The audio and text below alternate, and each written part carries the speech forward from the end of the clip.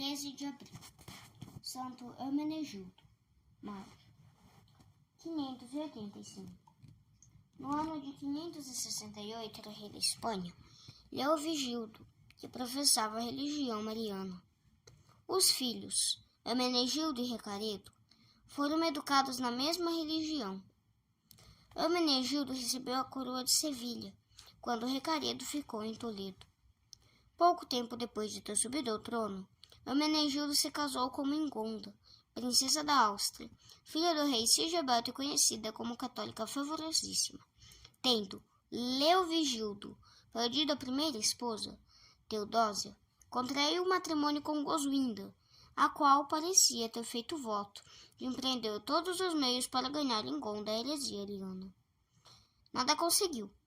Porém, Ingonda teve a grande satisfação de converter o marido ao catolicismo. A cerimônia da abjuração do erro e admissão do rei na Igreja Católica realizou-se com a máxima imponência, na presença do bispo de Sevilha, São Leandro. A conversão de Hermenegildo desgostou sobremodo ao pai, o qual o ameaçou com a destronização, caso Hermenegildo não voltasse imediatamente à fé ariana. Hermenegildo, com respeito, mas com franqueza, respondeu ao pai que, na perplexidade em que se achava, vendo-se entre duas obrigações, de obedecer a Deus ou ao pai, preferia perder a coroa a renegar a fé. O pai realizou a ameaça e, com grande exército, marchou contra Sevilha, a qual se rendeu depois de uma resistência de um ano. Hermenegildo fugiu.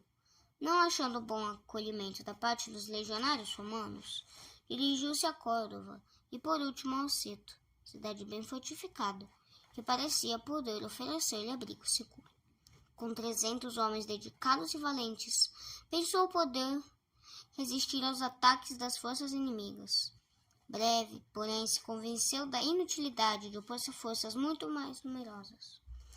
Vendo a cidade invadida pelos soldados do pai, retirou-se para dentro de uma igreja, esperando que este, respeitando o santo lugar, o tratasse com clemência paternal. Um irmão mais novo, compadecido de Hermenegildo, procurou-o, lançou-se-lhe ao pescoço e, com a voz entrecortada de soluços, pediu-lhe que fizesse as pazes com o pai, de quem podia seguramente esperar o perdão. Hermenegildo, aceitando o conselho do irmãozinho, esperou o pai, que não tardou a aparecer. Para mostrar boa vontade, o filho ajoelhou-se diante do progenitor e pediu perdão. A tudo isso, o pai mostrou muito agrado e convidou Hermenegildo a acompanhá-lo até o acampamento. Lá chegando, mudou de atitude. Deu ordem para que o filho fosse despojado de todos os adornos reais, mandou pôr-lhe algemas nas mãos e nos pés e metê-lo na masmorra. O tratamento que lá lhe dispensaram foi o de um criminoso. Hermenegildo não se entregou, entretanto, ao desânimo.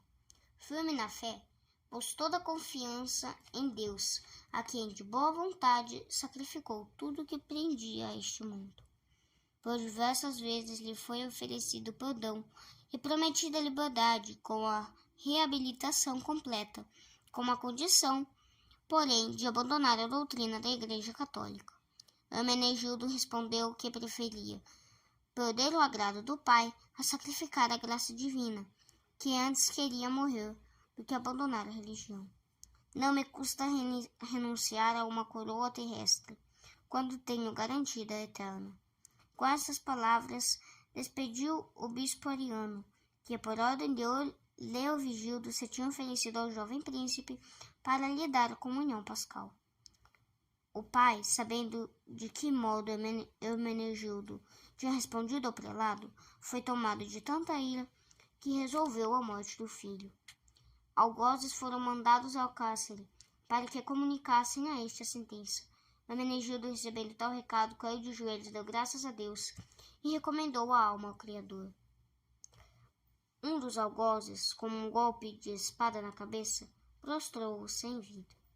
Praticado o crime, Leovigildo sentiu-se possuído por crudelíssimos remorsos e sinceramente se arrependeu desse procedimento. Na última doença, pediu ao bispo São Leandro quem instruísse na doutrina católica o príncipe Recaredo, irmão de Hermenegildo.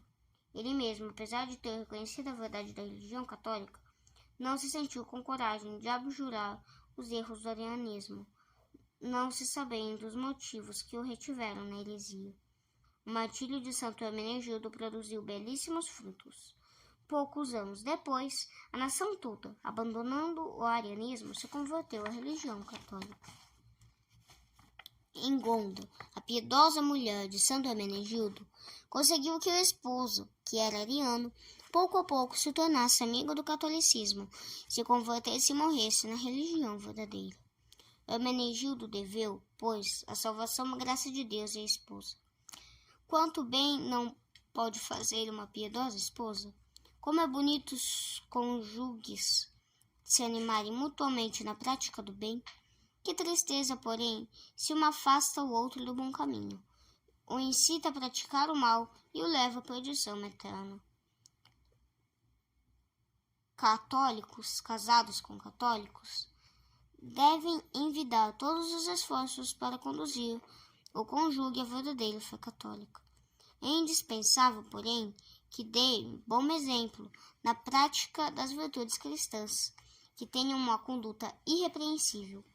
Antes de tudo, é necessário que conheçam bem a doutrina católica e nela estejam bem firmes. Aos seus esforços e à prática das virtudes, deve aliar-se a oração contínua e fervorosa, para que Deus dê à outra parte a luz e coragem necessárias para realizar a conversão.